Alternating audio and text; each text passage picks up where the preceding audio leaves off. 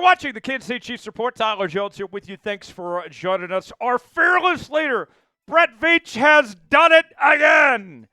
We will talk about the latest moves that Brett Veach has made, bringing in Josh Uche as well as DeAndre Hopkins, and the impact of both those moves for this Kansas City Chiefs team, and how on earth did he pull it off?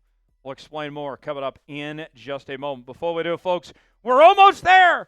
We're so close to 60,000 subscribers on the channel. Just over 150 away from reaching that mark.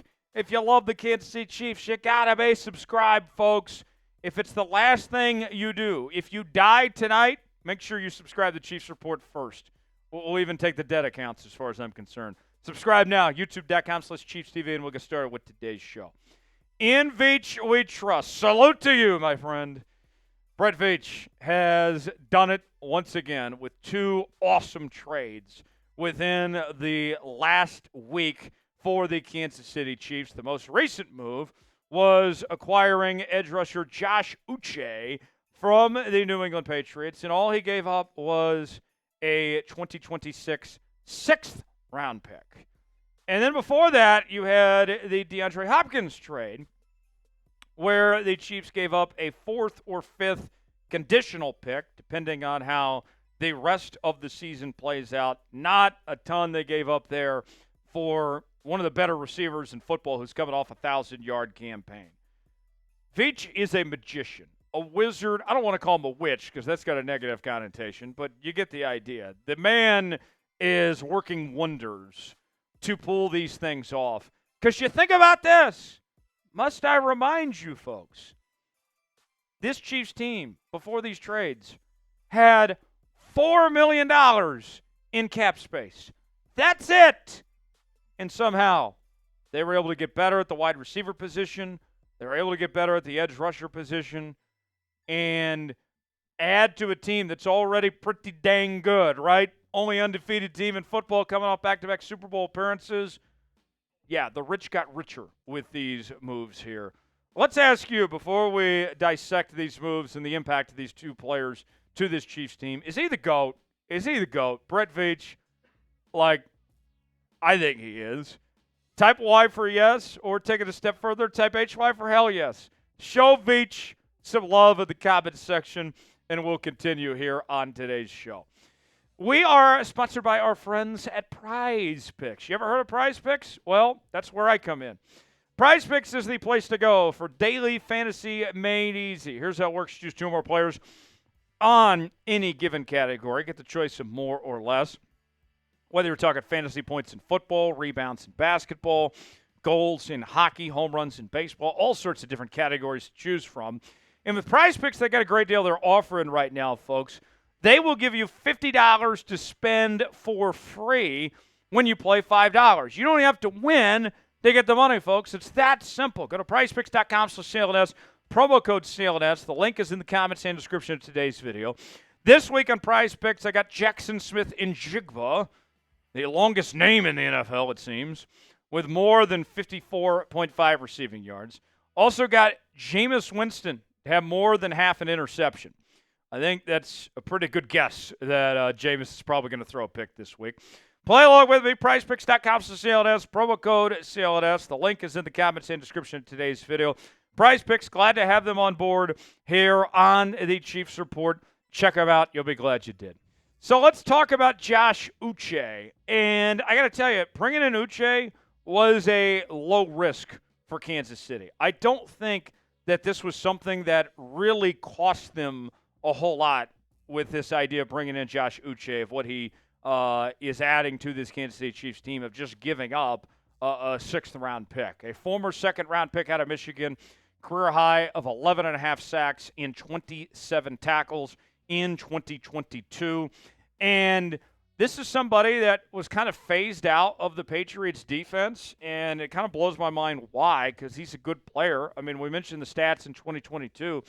You look even recently this year, he's already had a bit of a bounce back from what he did last year with 13 tackles, 2 TFLs, and 2 sacks.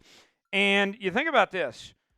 With the Chiefs bringing in Uche here, you're going to get Charles Omenihu back sooner than later as well. And the pass rush for Kansas City, I look at this team where the pass rush hasn't been great, but I think that we were all sitting here hoping, hey, Karlaftis is going to figure it out. King Felix, you hope, puts it together. He's a former first-round pick. You got Chris Jones there. You could probably ride with what you got and be okay. But this was something where it was too good to pass up. You mean I can get a guy that just had 11 and a half sacks and still a young player on a cheap contract, and all I have to give up is a sixth-round pick in 2026? Yeah, I'll do that. The reality is the Chiefs' pass rush does need to wake up, though. And that's where Josh Uche could be a difference maker, is that this pass rush just hasn't done a whole lot at this point. I think they'll figure it out, but at least at the time being, it doesn't look great. The Chiefs' sack percentage right now is 6.15%. That's 22nd best in the NFL. That's not great. And they have the players, they have the athletes to do it with Karlaftis and Wharton and Jones and some of these other guys, but they just haven't been able to put it all together. Uche, another body, it certainly can't hurt this Chiefs team. We'll talk about the DeAndre Hopkins trade in just a moment, but want to hear from you guys. What was the better trade? Was it for Josh Uche or was it for DeAndre Hopkins? Type JU for Josh Uche. Type DH for DeAndre Hopkins. Let us know in the comments section. Now, when it comes to DeAndre Hopkins, let's talk about him for a moment. I think the main thing I'm looking for is be patient on this, folks. Everybody just kind of breathe for a second. This is going to take time with DeAndre Hopkins. So let me explain a little further. You go back to this past week against the Raiders when he was still trying to find his role, trying to learn the offense and all that. Had 2 catches for 28 yards. That's not anything earth-shattering by any stretch of the imagination, but it's not a bad first game from DeAndre Hopkins. But I still think that his best football is certainly in front of him. And it's not even for me about the next couple of weeks. It's about a few months from now. We'll explain more in a moment. We know the talent's there. 5-time Pro Bowler, 3-time first-team All-Pro. He's going to have a case for the Hall of Fame someday.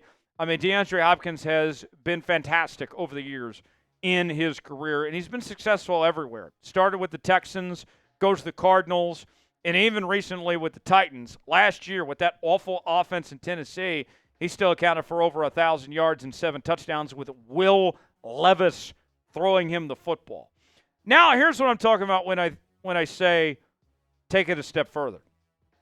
Think big picture with the addition of DeAndre Hopkins. All right? Big picture here. For the Kansas City Chiefs, this move to bring in DeAndre Hopkins is not about winning games in November. Although that wouldn't hurt. That'd be nice to keep the train moving. If he can make a difference in winning those November games, we'll take it.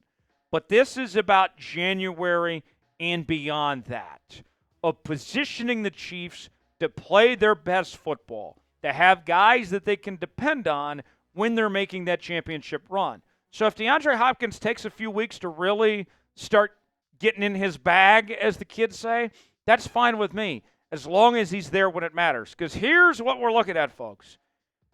In January, this is what the Chiefs' offense could potentially look like if everyone's healthy. Patrick Mahomes, you get Isaiah Pacheco back with Kareem Hunt. Kareem's played pretty decent.